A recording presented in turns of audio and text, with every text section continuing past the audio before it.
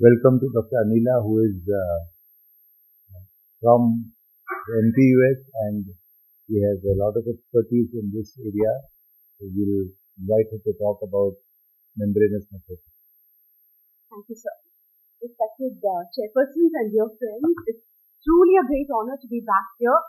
Some familiar faces, and most importantly, I would like to introduce myself as probably one of the very few renal pathologists who was trained by a nephrologist, none other than Dr. Raj. So it gives me a so you can imagine how fidgety or how nervous I am to be standing in front of you when sir is sitting right here. So any questions and you can direct me, sir. No. So the questions can go directly to sir. Right. So the topic that I've been given is little vast. I'm not talking about all the antigens that have been discovered because every month with a new issue of Kidney International, we have a new antigen, but I'm just focusing on the ones that are commonly used and that are clinically relevant to us as of now. So this is a brief outline. So first of all, it's always pathology, right? So for the nephrologist, what is nephrotic? Membranous nephropathy is just one of the causes of nephrotic syndrome in adults. For the pathologist, now we always give a pattern diagnosis. So for the pathologist, it is a pattern of injury, a glomerular injury, where you have immune deficits that are located along the GBF and is seen by immunofluorescence as granular IgG along the capillary leads. So we know that it's an autoimmune disease, an organ-limited one. It could be in situ antigen-antibody reaction. It could be planted. So you are all aware of the theory. I'm not going into the details. So, but whatever the type of antigen it is, whether endogenous or even exogenous, you have a reaction to the glomerular basal membrane there because of the complement, the cytokine that is released, the extracellular matrix proliferation. And you have thickening and then you have spike formation. So that's the basic pathology. So irrespective of what type of antigen and whether it's in situ or circulating, on the biopsy by light and IS and EM, it's the same pattern. What do you see? The characteristic feature is granular IgG along the capillary loop. It is a non-proliferative type of glomerulopathy. You don't have any endocapillary or mesenteric hypercellularity. But characteristically, you have markedly thickened capillary loop. You compare it to the tubular basal membrane, you know it's very thick. And you always see spikes. The moment you think of membranous, you think of spikes. But you need not always see spikes. In the early stage, you will not see spikes. Instead, if you do a good meson trichome, you can actually see the brick red deposits along the capillary loop on the outer aspect, which corresponds to what you're seeing on immunofluorescence. Same way for on-electron microscopy, all the different types of antigens produce the same 4 stages. It depends on what stage of biopsy is. The earliest stage will not show any spikes, but you will have a lot of deficits. As it progresses, more and more spikes, domes, and in the final stage, these immune complexes may be resorbed. So your IF may be falsely negative. You shouldn't miss out on that. But the GBM is markedly thickened and irregular. So, about the antigens, we know like this was a landmark paper in 2009 where they first discovered the PLA2R receptor and the antigen, and they found that it is one of the antigens responsible for till then what was known as idiopathic membranous nephropathy, no longer turned to be idiopathic. And soon they also discovered a circulating antibody to PLA2R. So that set the ball rolling, and over the last 15 years, there's been a huge amount of work happening in membranous nephropathy. In fact, among all the glomerular diseases, the maximum data that is coming out right now is on the antigens of membranous nephropathy. So we have around 14 well-established antigens. Some are common, some are associated with diseases, some are very uncommon. And then we have a whole lot of what is called as a putative antigen, where they have for sure discovered them by mass spectrometry, but still they haven't been able to do further studies because they're so rare. And I would say probably just 5 to 10% of the antigens are yet to be discovered. So probably in a year or two, we will have the mapping of the entire antigen that causes membranous nephropathy.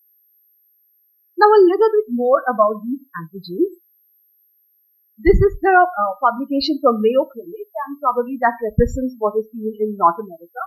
Little more than 50% is PLA2R positive membranous, 10% is L1, the rest form a major chunk here, minor chunk I would say, and 10% is still not real. But in India, in Tamil Nadu where I am from, we have a much higher incidence of L1. Ours is around 55%, and I'll show you some cases as to why it's possibly happening. So I'm sure that there is difference in data from region to region. But definitely across the world, PLA2R is the most common antigen that is associated with membranous. Now traditionally, we always classify as primary and secondary. Primary that the cause is not known, and secondary when it is associated with malignancy or systemic diseases. Now in this era, it's going to be, this sort of classification is not going to be in vogue anymore, because we have very specific antigens with a very unique clinical characteristics and prognostic implication also. So this classification of membranous nephropathy has changed. How are we expected to classify membranous nephropathy in 2025 is by this antigen-based method. It's a two-step process. First, by light microscopy and IF, we establish its membranous nephropathy. Before finding out the report, do the antigen testing and you identify whether it's a PLA2R associated or a L1 associated, and then you give out the report as a PLA2R associated membranous nephropathy. And in case all of negative, you can say that it's a membranous nephropathy negative for these antigens. That's the first step. The second step is it's now known that many of these antigens have a very, very strong relationship with certain underlying diseases. Like exhaustion 1 is very strongly related to an autoimmune disease. So that is the benefit of having this antigen testing, because the pathologist is now giving a clue to the clinician. You have exhaustion 1. Please investigate further if not already done for an autoimmune etiology. Or you have L1 associated membranous nephropathy. Malignancy should be ruled out, mercury should be ruled out. So if you can stop the mercury level or stop them taking from whatever mercury content medicine they were using, you can completely avoid any sort of immunosuppression. So your entire treatment is going to be based on this two-step classification, and that is why it is now going to take over the primary, just like a myeloid. Right now we no longer call it as primary and secondary amyloid. We always label it as amyloid AA or amyloid AL or next to amyloid. The same way happening for membranous nephropathy also. Now, how do we detect these antigens?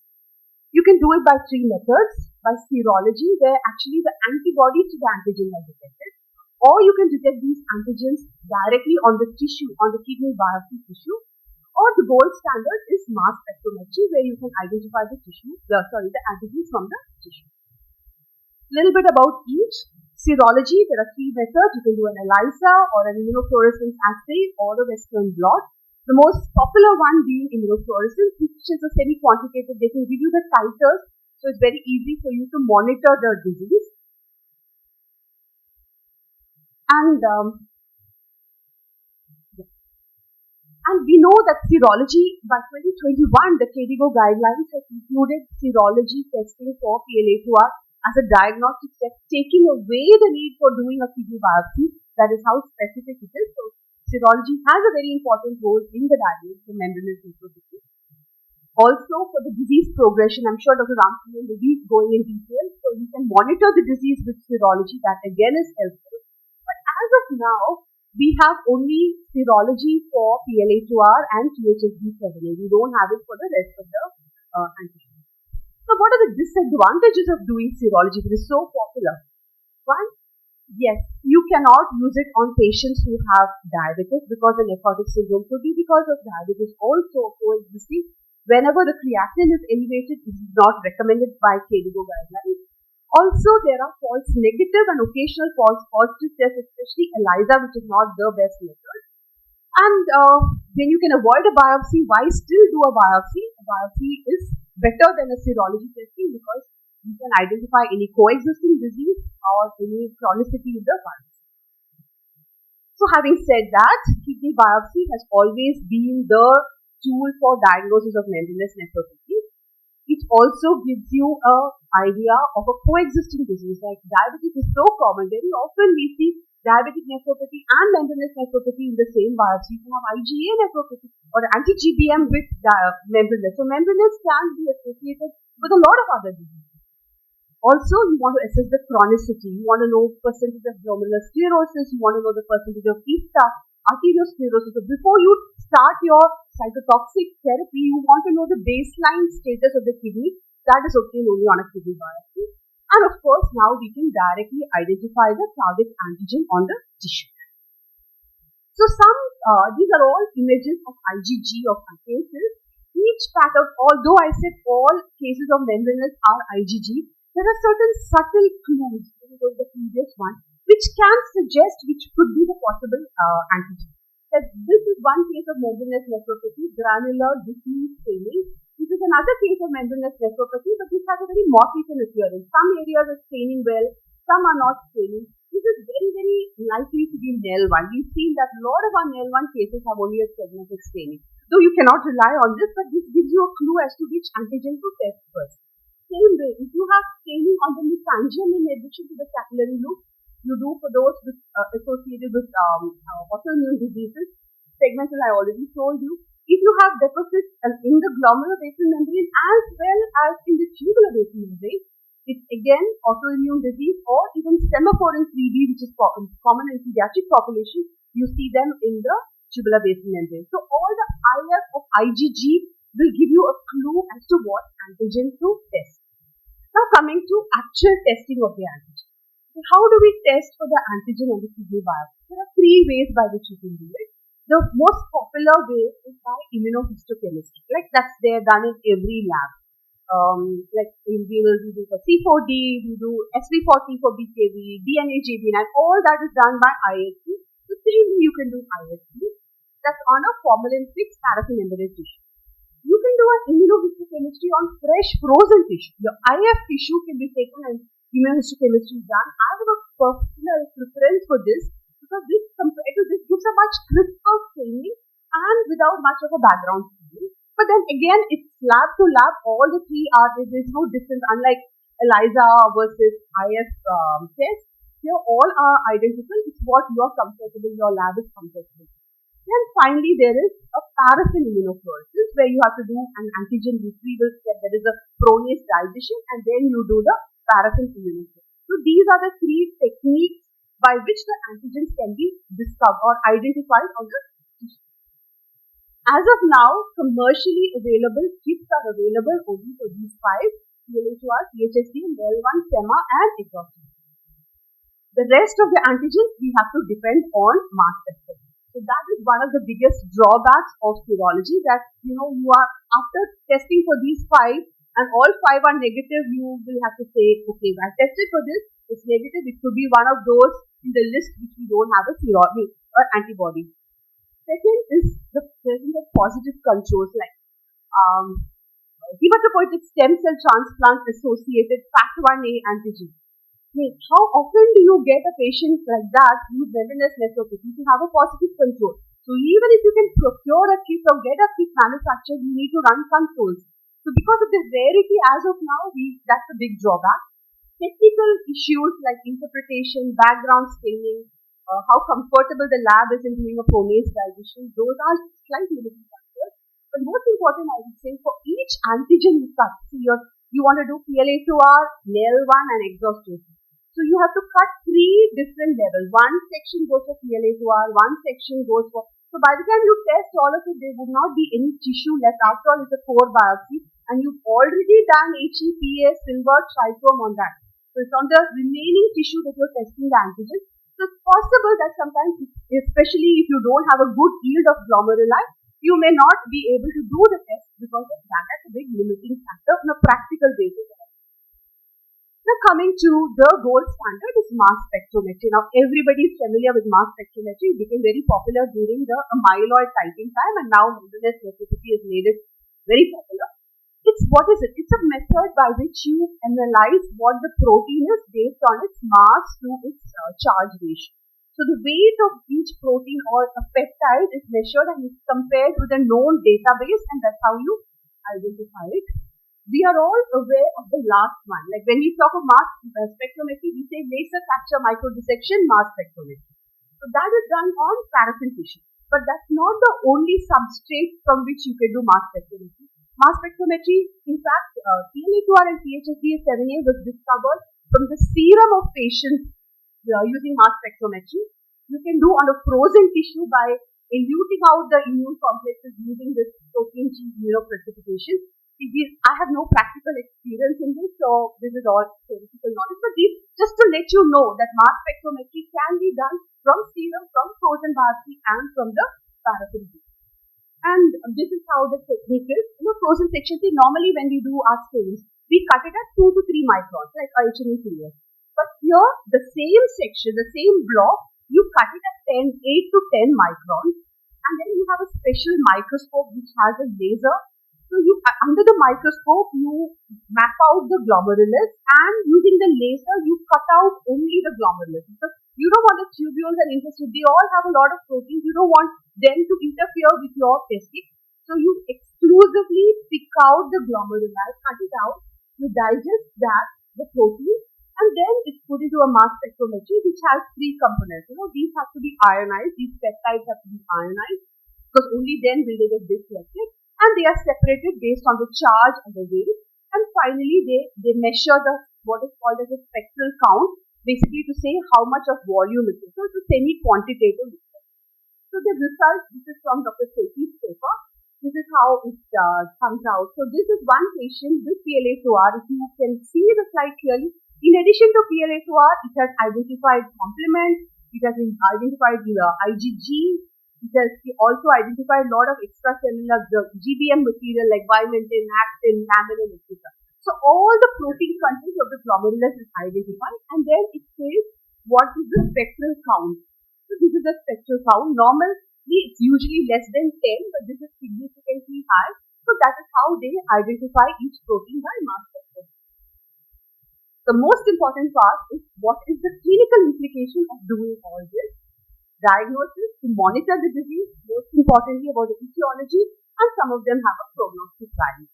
So this we all know about how you can do away with a biopsy if you have a positive serology under specific conditions. You can use serology for identify your management. You can evaluate the patient and decide when to stop the therapy. And most importantly, I think this is like the most important slide. It gives you a lot of information about the etiology of the disease. I've already mentioned in passing earlier. Now, if this patient turns out to have an NDNF1 associated membranous nephropathy, most likely he has syphilis. Test for syphilis. If it is positive, you only treat for syphilis. You can completely ignore treating, giving any immunosuppressant for membranous nephropathy, and he will resolve. Same with NAIL1.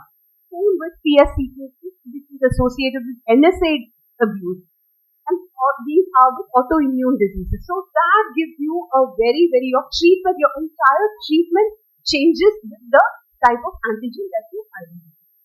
And prognostically, it's been shown that those membranous lupus, class 5, with exhaustion 1 positive, have a better response than those with exhaustion 1 negative. So remember, exhaustion is positive only in around 25 to 30% of class 5 lupus. Also, this is another important thing. If you have a recurrence of membranous, most common is a PLA2R. So if you have a patient with membranous nephropathy, PLA2R associated, the chance of them recurring is much higher than a patient who had a NAIL1 associated or any other type of antigen. Just 3 cases to highlight whatever I told you. This is a very interesting case. It's a young girl who came with nephrotic syndrome. This is a biopsy. Glomeruli appear normal by light microscopy. CAS, silver, no spikes, but the very characteristic granular IgG along the capillary loop. So this is a membranous nephropathy, most likely a stage 1.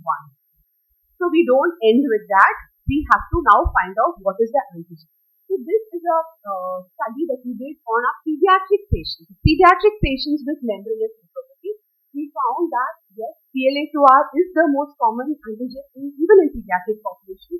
We had a lot of exhaustion 1 probably because They were not tested for serology for an autoimmune disease. They did not have overt features of lupus. Somewhere in L1 women were taking native medicine, and then officially, and a good chunk of them, we were not able to identify the antigen. So this is in Tamil Nadu among our children. So keeping that in mind, we did PLA2R first, it was negative, exhaustion next, that was negative, NEL1 turned positive. So now we have a diagnosis, which is NEL1 associated membranous nephropathy. So we sign out the report as NEL1 associated membranous nephropathy. Now it's for the clinician to find out what is causing NEL1. As per Western literature, it's malignancy and lipoic acid. But in India, we rarely see that. What we are seeing in Tamil Nadu is the use of Siddha native medicines and also of mercury-based skin whitening cream. So this was before we knew about the skin whitening cream. So this is our data on membranous nephropathy. This is among the adult population. We found like Mayo Clinic had 55% PLA2R. Ours is very close, around 52%. Theirs was 10% NEL1. We had around 35% of NEL1 positive cases. And vast majority of these NEL1 positive cases were on Siddha medicines. Now for those who are not aware of what is Siddha medicine, it is a type of traditional medicine, just like Ayurveda, Unani, etc.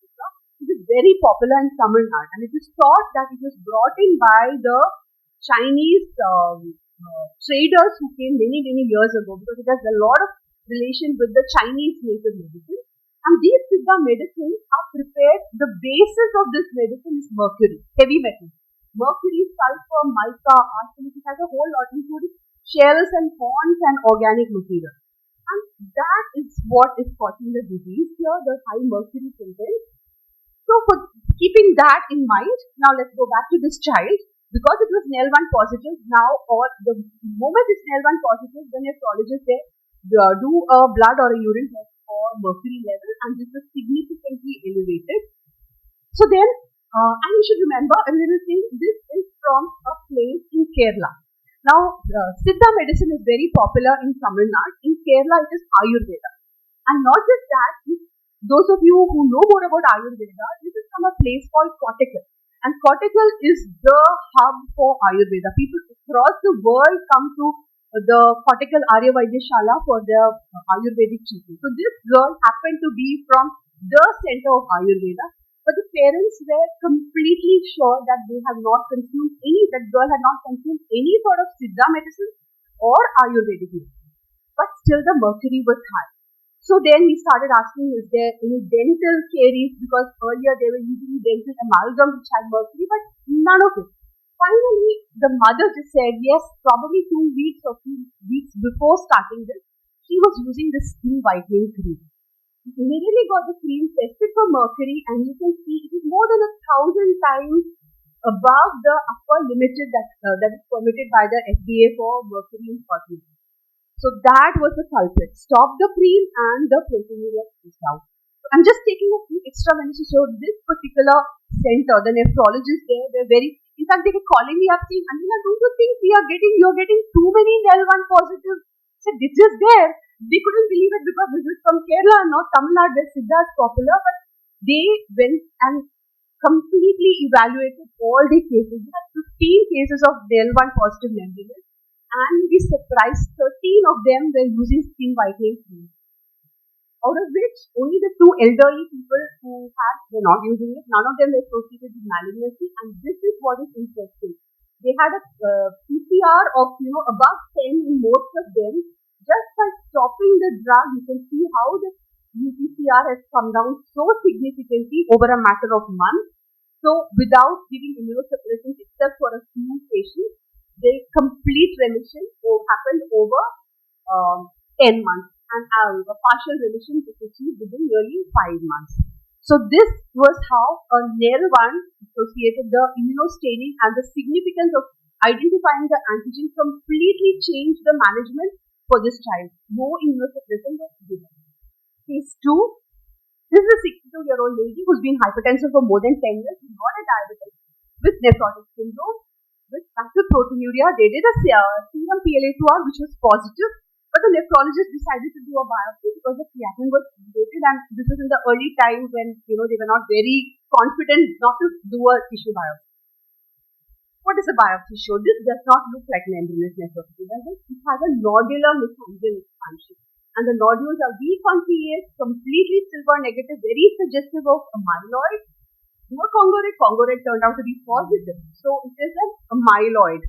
What was PLA2R positive on serology, but a myeloid on the kidney biopsy. Let's go to the IF. IgG, it is showing granular positivity along the capillary loop. Some segment is not staying because there is massive deposits of amyloid there which is completely distorted the GBM, so the immune complexes weren't able to reach there. So segmental staining for granular IgG along capillary loop. Kappa also resembles, is identical to IgG, but what does lambda show?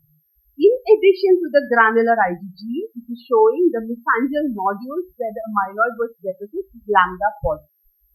So, closer next. So, that was membranous nephropathy, right? Granular IgG, PLA2R. We did a tissue PLA2R. Yes, PLA2R is positive. So, this patient has a PLA2R associated membranous nephropathy and an amyloidosis AL type. So, this is how, even with a positive PLA2R, you may miss out a secondary diagnosis of another glomerular pathology. And the last case is a 24-year-old male. A male with no comorbidities. He just came because he noticed active frothing of urine. UPCR was 4.3. Clinical impression, query SSGS, he had some hematuria or IGA. Yes, okay. This is the biopsy. A non-proliferative glomerulus here, but even on HME, you can see the thickened capillary loop. And you can see beautiful spikes along the GBM here, very diagnostic of a membranous pattern of injury. His IF panel, G was positive, the 3+, C3 2+, no staining for M, A or C1q, and there is no light chain restriction. So, this is a typical picture of a membranous nephropathy by light microscopy and IF. Always, before signing out, start off with the antigen. First, we ask for the history of native medicine, not there, so we do PLA2R first. If they give a history of native medicine, we do NEL1 first. Because we want to save cost, we don't do a panel together, we always do one at a time. So this patient has no history, so we did the PLA2R with the positive control, test was completely negative. Next one we did a NEL, even though without a history, but NEL1 yes is negative. So now what do we do? Next step is we did a exhaustocin 1. Exhaustocin 1 shows beautiful granular positivity along the capillary loop. I don't have a confocal microscope and I cannot superimpose the picture, but this is the IgG. So you can just see how they are very, merging into each other. The same pattern what we saw for IgG is being seen for exhaustocin 1. So this is a case of exhaustocin 1 associated membranous nephropathy. And we told them to get an autoimmune etiology to be considered. Patient clinically has no evidence of lupus, but his ANA and his DNA turned out positive. The clinician had not evaluated it earlier because it was a male and he didn't have any symptoms. But after this diagnosis, he is now being treated as a class 5 lupus. So, what is the take-home message here? Yes, membranous nephropathy is the hot topic. It is associated with a lot of newly discovered antigens which have very distinctive clinical and pathological findings as well as treatment and prognostic implications. And yes, definitely we should do an antigen-based approach in identifying and classifying and diagnosing membranous nephropathy. Thank you.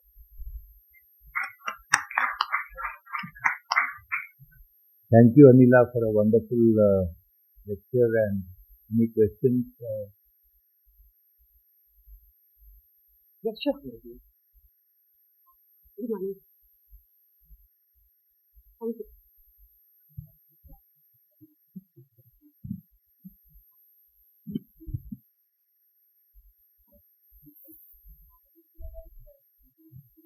Subclasses.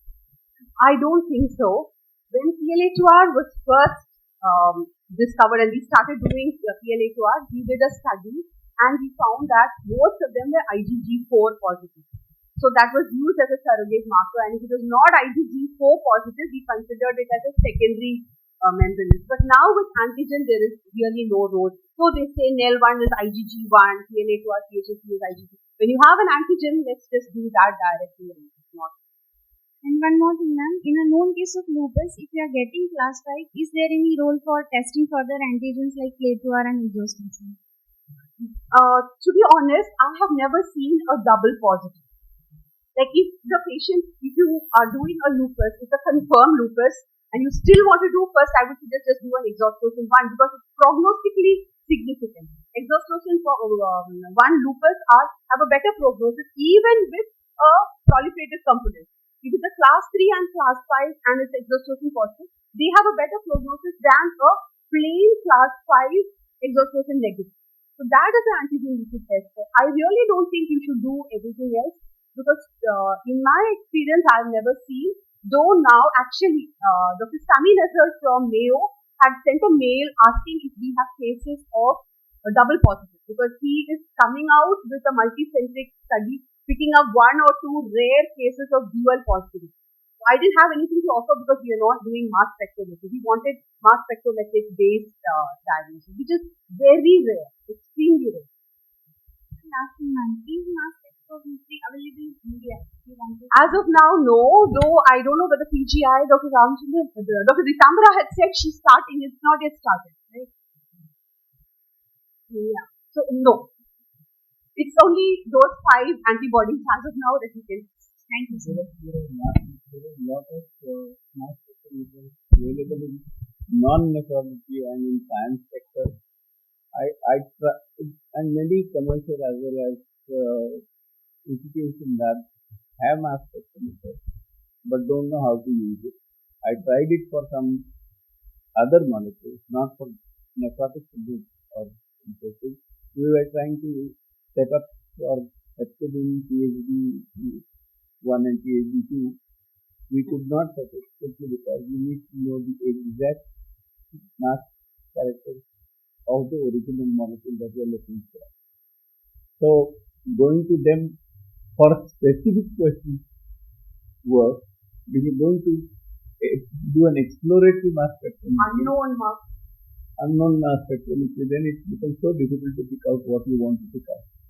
So that is the problem. So if you're doing a targeted protein and you already know that you're expecting that kind of expression, then maybe that can be done. But if you're going to use that as a research tool to look for other antigens, then you need to do an exploratory one where it becomes difficult to exclude the other non-pathogenic proteins.